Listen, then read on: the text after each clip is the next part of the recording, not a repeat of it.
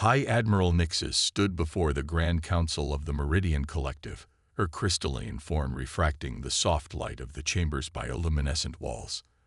The presentation she was about to give would change the course of their civilization, though not in the way she imagined. Esteemed council members, she began, her voice resonating through the neural network that connected all present. Our deep space probes have discovered a civilization in the Orion spiral arm. They call themselves humans. The chamber filled with dismissive harmonic frequencies, the meridian equivalent of derisive laughter. They had encountered countless species before, all of them eventually joining the collective or fading into obscurity. This would be no different. Their technological level is precisely what makes them perfect for integration. Nixis continued, projecting a holographic display of Earth's infrastructure. They've barely mastered orbital flight. Their energy systems still rely on burning hydrocarbons. Their most advanced weapons use chemical propulsion and crude nuclear fission. The Council's first speaker, a towering crystalline entity named Xerath, pulsed with curiosity. Yet they've survived this long, with such primitive technology. They've proven surprisingly resilient, Nixis admitted.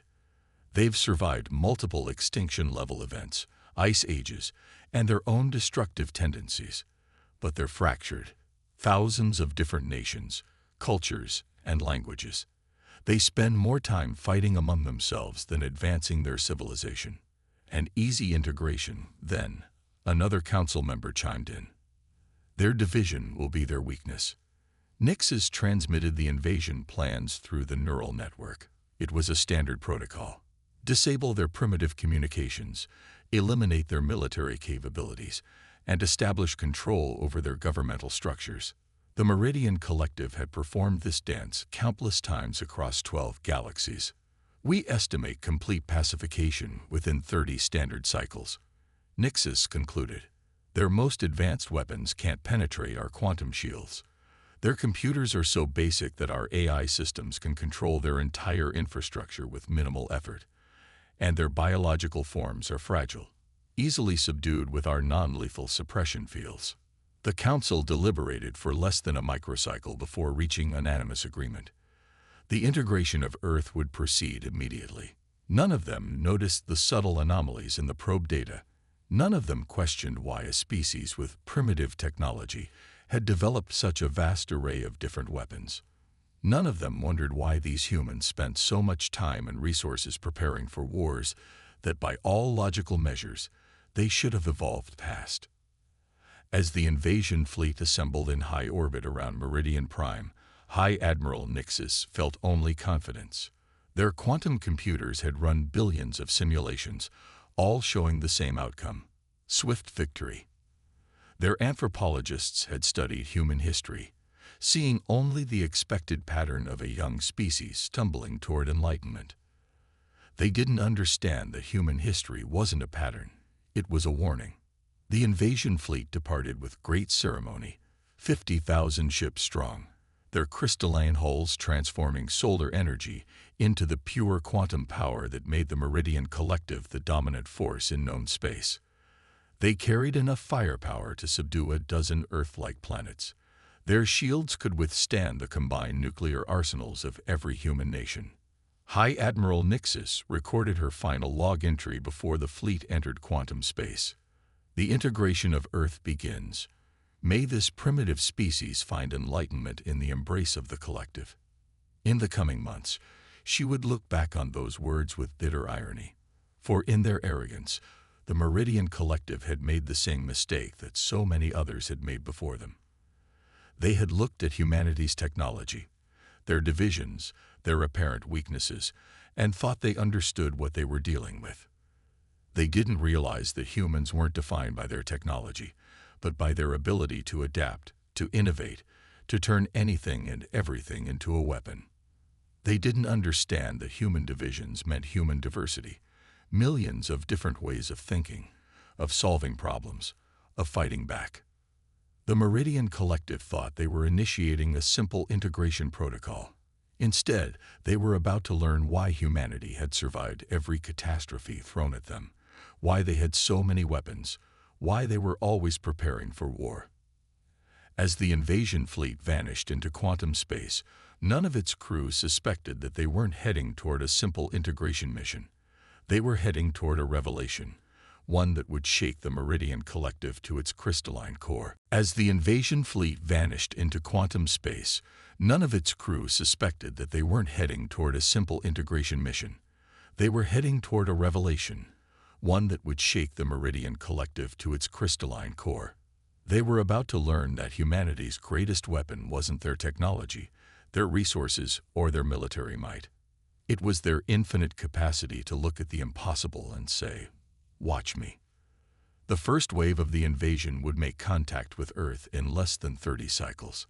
And in those 30 cycles, High Admiral Nixus and the entire Meridian Collective would learn a lesson that would be seared into their collective memory for generations to come.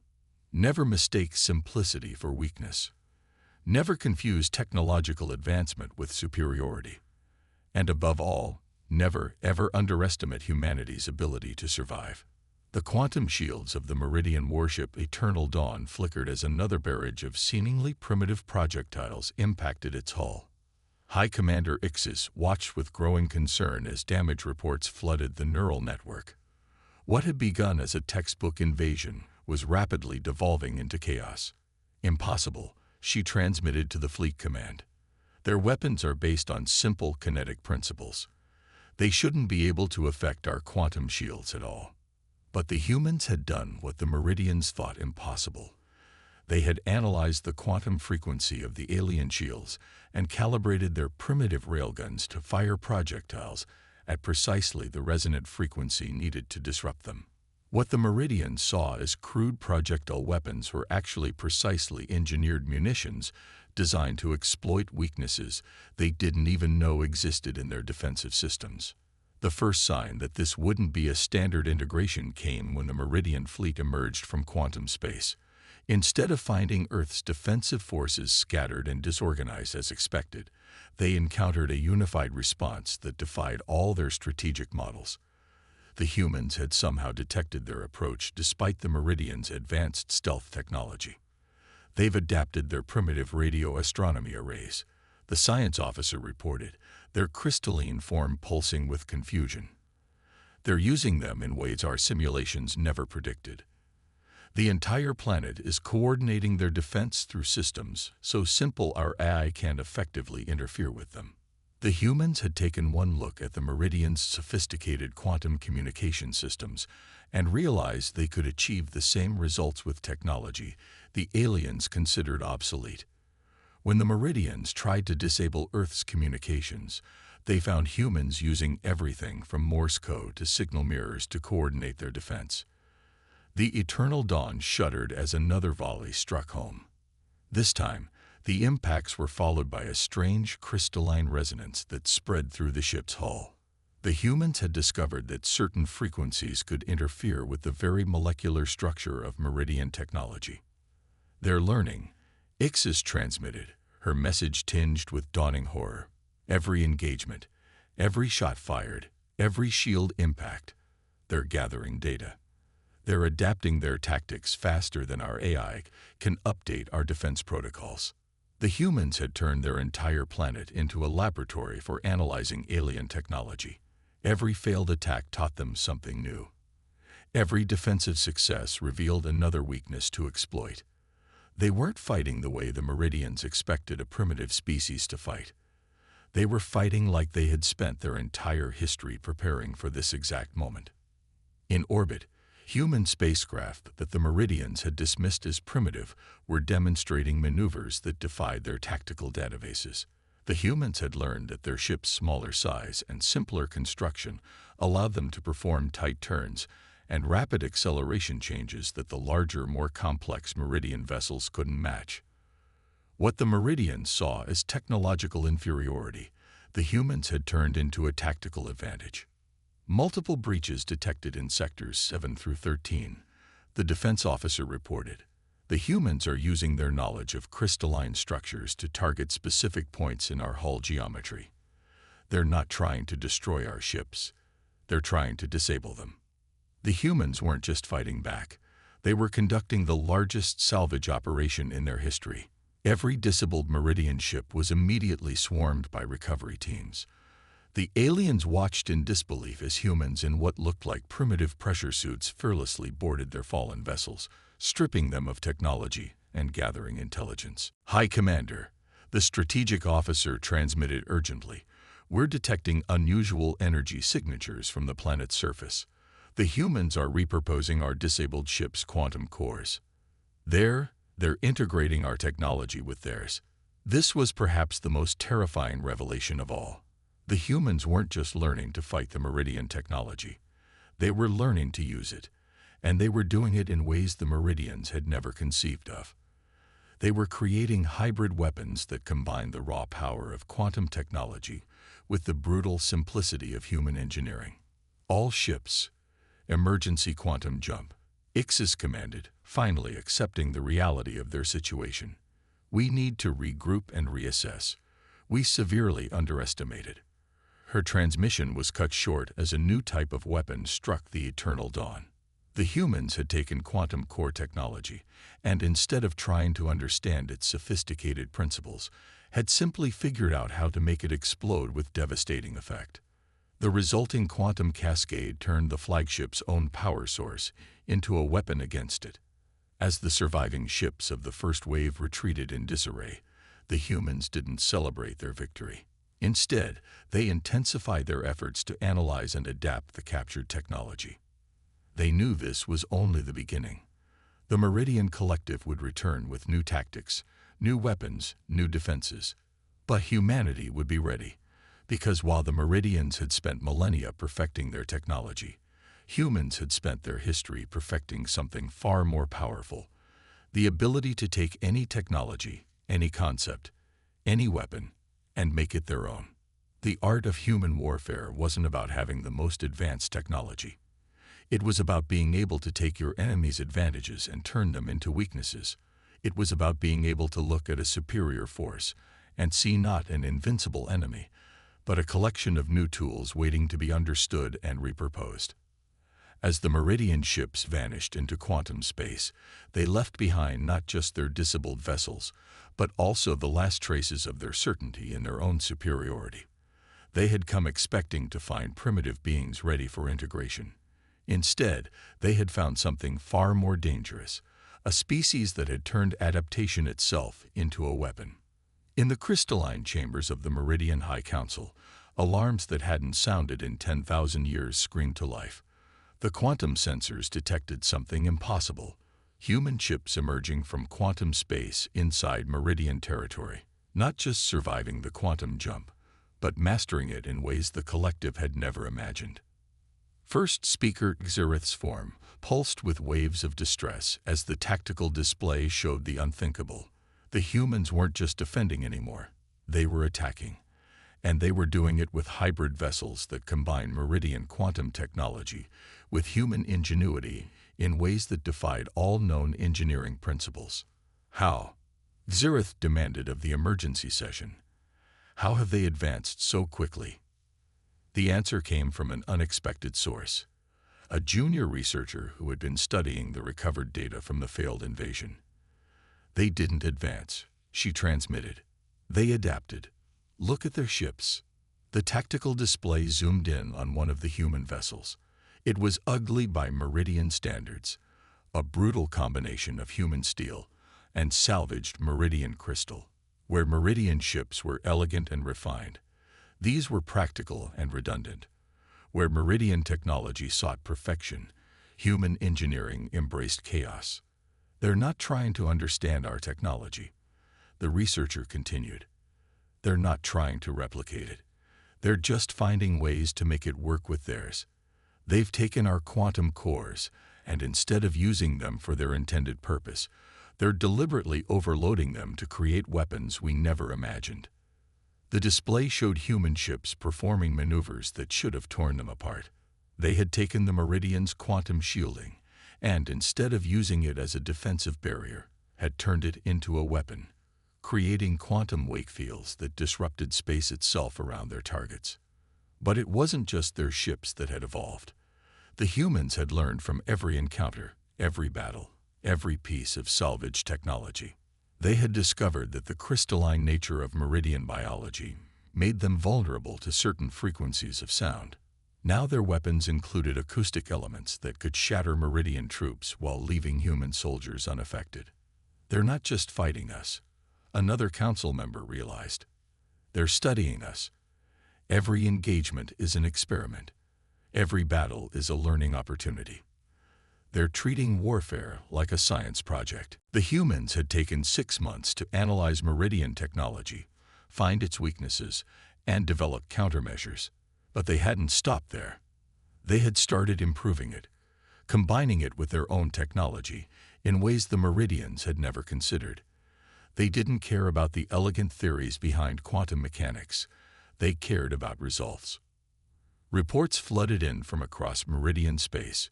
Human ships were appearing seemingly at random, striking military installations, and disappearing before the collective could respond. They had somehow improved on Meridian quantum drive technology, achieving faster transit times by ignoring the safety protocols the collective had always considered essential. They're not using our navigation systems, the Science Council reported with growing alarm.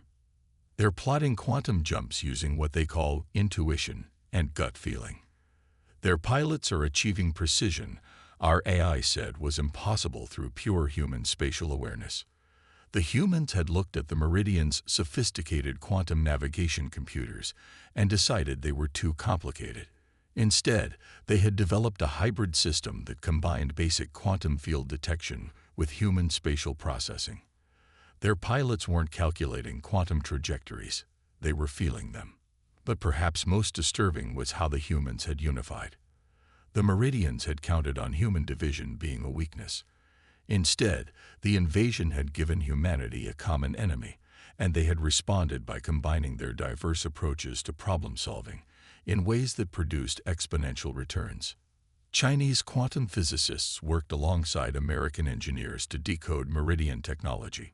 Russian military strategists collaborated with Indian computer scientists to find weaknesses in Meridian tactical systems. The entire human race had turned its collective intelligence toward a single goal: survival. "We need to sue for peace," one of the council members transmitted, "before they develop even more weapons we can't counter." "It's too late for that," Xerath responded, watching as another Meridian defense fleet was torn apart by human hybrid ships. "They're not interested in peace yet. They're interested in making sure we can never threaten them again." The tactical display showed new human ships entering Meridian space. These weren't the brutal hybrid warships of the first wave. These were something new. Vessels that showed humans weren't just learning to fight with Meridian technology. They were learning to improve it. The new ships combined the best of both civilizations. They had the elegant efficiency of Meridian quantum engineering, but also the ruthless practicality of human design. They could match any Meridian vessel for speed and power, but they could also take damage that would destroy a pure Meridian ship and keep fighting. "They're not just adapting anymore," the junior researcher transmitted quietly. "They're evolving. And they're forcing us to evolve with them." That was the true horror of the situation. The Meridian Collective had spent millennia perfecting their technology, reaching what they thought was the peak of possible advancement. The humans had taken one look at that technology and said, "We can make this better." As reports of human victories continued to flood in, the Meridian High Council faced a terrible realization. They hadn't just failed to conquer humanity. They had given humanity the tools to conquer them. And humanity wasn't just using those tools. They were improving them, adapting them, and turning them into something new. The prey had indeed become the hunter. But more than that, they had become something the Meridian Collective had never encountered before, a force that didn't just adapt to overcome challenges, but one that grew stronger with each challenge it faced. The humans weren't just fighting back. They were evolving, and they were taking Meridian technology with them into a future the Collective had never imagined possible. High Admiral Nixus stood in the shattered remains of what had once been the Meridian's most secure military facility. The crystalline walls, once pristine and elegant, were now scared with the marks of human weapons. But it wasn't the physical damage that troubled her. It was the message the humans had left behind, carved into the crystal itself. Thanks for the tech. We made it better. The humans weren't just winning anymore. They were taunting their former would-be conquerors. And the worst part was, they had earned the right to do so. In less than a year, they had gone from a supposedly primitive species to one that could strike at will anywhere in Meridian space. "Admiral," her aide transmitted urgently, "we're detecting new human vessels approaching the Meridian home system. These are different." The tactical display showed ships unlike anything they'd seen before. The brutal hybrid vessels of the early counterattack were gone. In their place were ships that looked almost Meridian in their elegance, but with distinctly human elements. They moved through quantum space with a grace that even Meridian vessels couldn't match. "They've mastered it," Nixis realized. "They've truly mastered our technology, and they've improved it." The human ships were using quantum field manipulation in ways the Meridians had never considered. They weren't just traveling through quantum space. They were shaping it, creating corridors and pathways that defied Meridian understanding of physics. They had taken the collective's carefully refined quantum theories and completely reimagined them. But it wasn't just their ships that had evolved. Human ground forces had developed personal quantum shields that made Meridian weapons nearly useless. They had created hybrid weapons that could switch between different quantum frequencies mid-shot, preventing Meridian defenses from adapting. They had even found ways to temporarily disrupt the crystalline structure of Meridian biology itself. "We're receiving a transmission," her aide reported. "It's from the human commander." The message was simple but devastating. "Your technology was impressive, but you forgot something crucial. Technology is just a tool. It's the imagination behind it that matters." That was the fundamental difference that the Meridian Collective had failed to understand. They had spent millennia perfecting their technology, refining it to its theoretical limits. The humans had spent their history learning to adapt, to innovate, to see possibilities where others saw limitations. Reports from across Meridian space told the same story. Human forces weren't just defeating Meridian defenses. They were doing it with a creativity and flexibility that left Meridian military strategists baffled. Where Meridian commanders followed carefully calculated battle plans, human leaders improvised and adapted on the fly. "Admiral," her aide transmitted with growing concern, "the humans have begun broadcasting on all Meridian frequencies. They're teaching our civilian population how to modify our technology the way they do." This was perhaps the most devastating attack of all. The humans weren't just defeating the Meridian military. They were spreading their ideas of innovation and adaptation throughout Meridian society.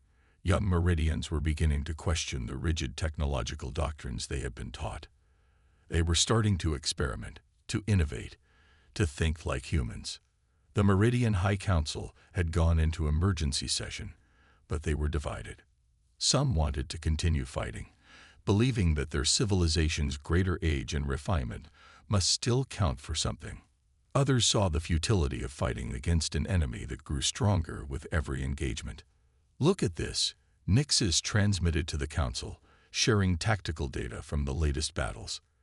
"They're not just using our technology anymore. They're using our tactics against us, but with improvements we never considered. They studied our military history, found the patterns in our strategies, and developed countermeasures we never thought possible." The humans had turned the entire conflict into a learning experience. Every Meridian victory, no matter how small, was analyzed and countered. Every human defeat became a source of new tactical innovations. They treated warfare not as a clash of forces, but as a problem to be solved, a puzzle to be decoded, a challenge to be overcome. As Nixis watched the tactical displays showing human forces methodically dismantling Meridian defenses, she realized that the collective had made an even more fundamental mistake than underestimating human adaptability. They had failed to understand that humanity's greatest strength wasn't their ability to use technology. It was their ability to imagine new possibilities. The humans weren't just fighting with superior weapons anymore. They were fighting with superior imagination. They had looked at Meridian technology, understood its principles, and then asked questions the Meridians had never thought to ask. What if we tried this? What if we combined these? What if we ignored the safety protocols and pushed it to its limits? Admiral, her aide transmitted, interrupting her thoughts. The human forces are broadcasting again. They're offering terms. The terms weren't what anyone in the collective had expected. The humans weren't demanding surrender or subjugation. Instead, they were offering partnership. They wanted to share their innovations, their improvements, their new ways of thinking about technology.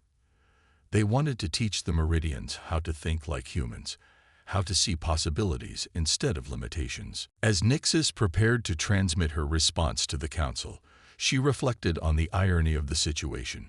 The Meridian Collective had set out to integrate humanity into their civilization. Instead, humanity was integrating Meridian technology into their civilization and showing the Collective a whole new way of existing in the process. The tables hadn't just turned. They had been completely reinvented, just like everything else the humans touched. The Great Hall of the Meridian High Council had changed. Where once pure crystalline structures had dominated, now hybrid human Meridian architecture created spaces that were both beautiful and practical. It was a fitting venue for the historic meeting about to take place, the first official peace conference between humanity and the Meridian Collective. First speaker Gzereth observed the human delegation with a mixture of apprehension and curiosity. Just 18 months ago, the Collective had dismissed these beings as primitive. Now they had revolutionized Meridian technology and society in ways that were still sending shockwaves through the galaxy. "We come not as conquerors," the human representative began, "but as fellow travelers in the universe. We've proven we can defeat you, but that's not what we want. We want to build something new, together." The words resonated through the neural network, causing ripples of surprise among the Meridian Council. They had expected demands, retribution, perhaps even humiliation. Instead, the humans were offering partnership. "But there must be changes," the human continued. "The galaxy needs innovation, not stagnation. Adaptation, not perfection. We can teach you these things, just as you can teach us about the refinements you've achieved over millennia." The evidence of humanity's impact was already visible throughout Meridian society. Young Meridians had begun experimenting with technology in ways that would have been considered heretical just months ago. They were asking questions, challenging assumptions, seeking new possibilities. "Look at what we've already achieved." The human gestured to a holographic display showing the new hybrid technologies. "Your quantum cores, combined with our adaptive algorithms. Your crystalline structures, enhanced with our flexible engineering principles. We've taken the best of both our civilizations and created something greater than either could achieve alone." The display showed ships that combined Meridian quantum efficiency with human redundancy and adaptability, weapons that merged Meridian precision with human creativity, communication systems that used Meridian quantum networks but incorporated human intuitive interfaces. But perhaps most striking were the medical advances. Human doctors working with Meridian healers had developed treatments that could repair crystalline structures and organic tissue alike. They had created hybrid medical technologies that could adapt to any species, learning and improving with each patient they treated. "We understand now," Gzereth transmitted, their crystalline form pulsing with complex emotions. "We thought advancement meant perfecting what we knew. You showed us it means imagining what we don't know." The human smiled. "That's the first lesson we learn as children, to ask, what if? It's what drives us to explore, to experiment, to push boundaries. We never stop asking that question." Around them, the evidence of this philosophy was clear. Meridian cities were being transformed by human architectural concepts, becoming more dynamic and adaptable. Meridian ships were being retrofitted with human innovations, becoming more versatile and resilient. Even the Meridian neural network was evolving, incorporating human concepts of individual creativity alongside collective knowledge. But we've learned from you as well, the human acknowledge. Your patience, your precision, your understanding of quantum mechanics, these have revolutionized our own technology. We're not just teaching you to think like humans, we're learning to combine human creativity with meridian thoroughness. The truth of these words was evident in the new generation of ships now patrolling meridian space. Vessels that were neither purely human nor purely meridian, but something new. They represented a perfect synthesis of human adaptability and meridian refinement. The terms we offer are simple, the human continued. Open exchange of knowledge and technology. Joint research and development projects. Cultural exchange programs. And most importantly, a commitment to facing future challenges together. The council chamber filled with harmonics as the Meridians discussed the proposal. They had begun this journey believing they would integrate humanity into their collective. Instead, they were about to embark on an integration of equals, each bringing their own strengths to create something greater than either civilization could achieve alone. There's one more thing, the human added, a demonstration of our commitment to this partnership. The holographic display shifted to show a new type of quantum drive, one that incorporated principles from both civilizations. It could achieve speeds the Meridians had thought impossible, with safety features they had never considered. This is just the beginning, the human said. Imagine what we can achieve together, not just in technology, but in art, culture, science, every field of endeavor. We're not just combining our knowledge, we're combining our ways of thinking. Haxirith rose, their crystalline form catching the light in ways that seemed to mirror the hope filling the chamber. We accept your terms, they transmitted, and we accept the lesson you have taught us, that true advancement comes not from perfecting what is, but from imagining what could be. As the human and Meridian delegates began the formal process of establishing their new partnership, a junior researcher transmitted a private message through the neural network. We thought we were advanced because we had perfected our technology. They showed us we were stagnant because we had stopped imagining new possibilities. That was the final lesson in humility, the recognition that advancement without imagination was just sophisticated stagnation. The humans hadn't just defeated the Meridian Collective, they had awakened it from a slumber of complacency that had lasted millennia. As the ceremony concluded, the human representative made one final statement. Remember this day not as the end of a war, but as the beginning of a journey. Together, we'll explore possibilities neither of us could have imagined alone.